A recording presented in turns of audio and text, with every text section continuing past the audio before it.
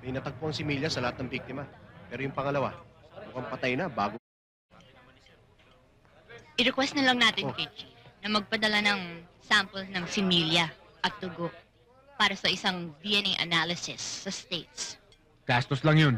Kailangan gumastos ang gobyerno kung gusto nila malutas ito. Nako. Alam niyo ba kung gaano kamahal ang DNA analysis? Bakit ikaw bang gagastos?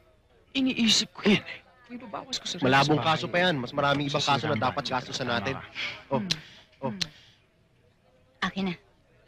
Alam nyo, ang problema lang natin, mailap itong ating killer. Sa tingin ko, may sakit ito na sa psoriasis. Ano yung psoriasis naman?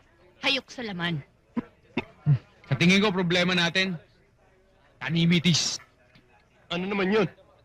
Tanim-itis. Yung bang tao na nagtatanim ng galit kahit matagal nang nangyari? Sandali, kung wala ng tubig. Look, kung ayaw mo ako katrabaho, okay lang. Gagawin ko pa rin ang trabaho ko. Wala naman akong sinabing ganun. Ikaw to nag-aasar eh.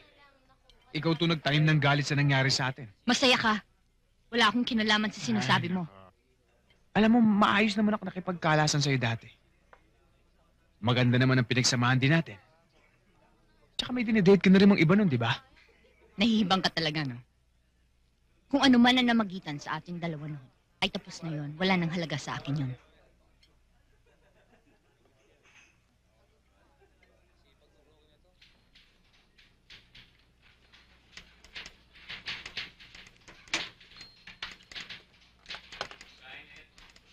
Andi, kanina pa may naghanap siyang babae. Ito? Sino yan? Hindi ko kilala. Baka pinagkakautangan mo. Wala naman ako inutangan. Hi. Mr. Hill, Oo, ako nga. ako ho si Cherry Acosta. Matagal na kitang gusto makausap eh. Upo ho kayo, upo.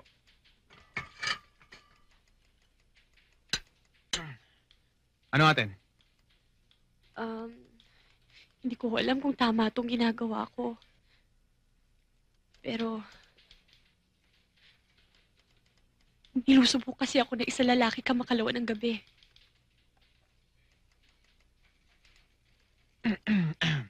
Saan nangyari yun? Sa may amin sa Pasig. Siya rin yung nakita kong pumatay dun sa babae sa dyaryo. Si Ana Lumiban. Yung pangalawang biktima sa serial killing. Oo, tama yon. Buti na lang nakatakbo ko, kundi siguro patay na rin ako katulad nila. Ma-identify ko yung killer.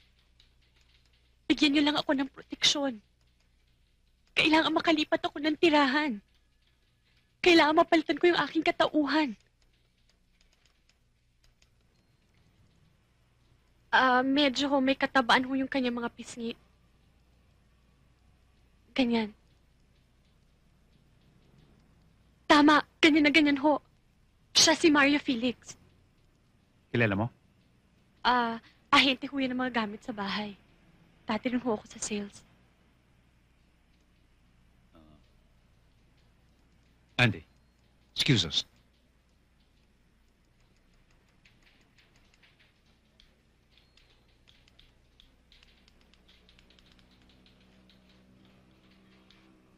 Ano sa tingin mo? Posible. Chief, maraming katulad niya. May hangin sa utak. Gusto ng publicity. Wala namang press dito eh. Tsaka gusto nga magbago ng katauhan ng tao eh. Eh bakit naman hindi? Gusto niya samantalahin ang Witness Protection Program para may libreng tirahan at may allowance pa. Sinugod yung tao, muntik nang mapatay. Eh di, Chief, solve ng case mo. Pag-aaralan ko muna ang kanyang application sa Witness Protection Program.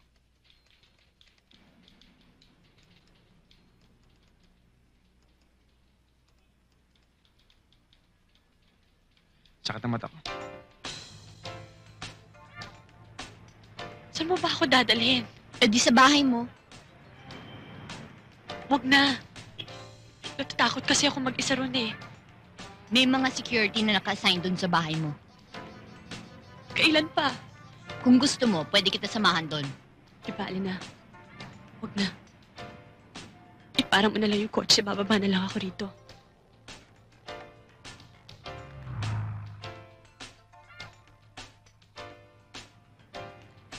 Ayan.